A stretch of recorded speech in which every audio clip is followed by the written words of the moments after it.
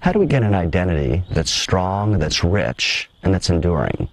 We all want identities, although we don't use that word always, but we want to be thought of as successful or nice or peaceful or loving or patient or great parents or great spouse, successful.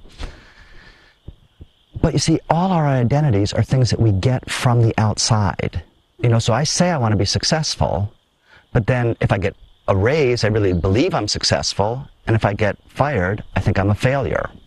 Recently I've started this blog, and every day I check my stats, and some days are good and I'm wow, and some days they're bad and I'm depressed. We get our identities from something outside ourselves. It happened back in the days of the disciples too. Jesus says to the disciples, you're all going to abandon me. And Peter says, they may all abandon you, but I won't. Peter's trying to get his own identity. He's saying, those other bozos may be weak, but I'm strong, I'm loyal, I'm faithful, I'm not timid. And then a few hours later, he fails. So what does he do? He goes and fishes and says, at least I know I can succeed as a fisherman. But then he doesn't catch any fish either. See, Jesus, I think Jesus is just performing loving surgery on Peter's heart.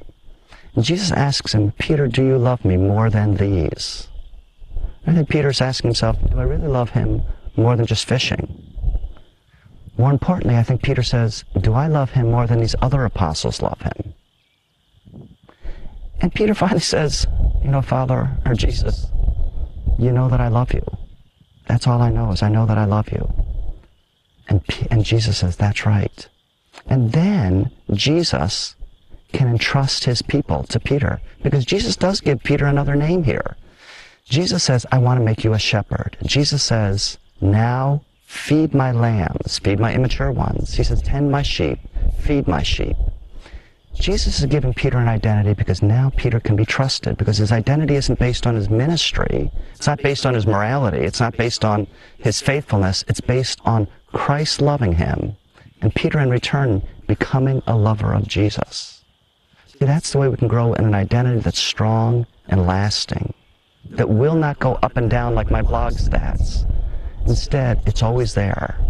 So let's find the things that we get our validation from.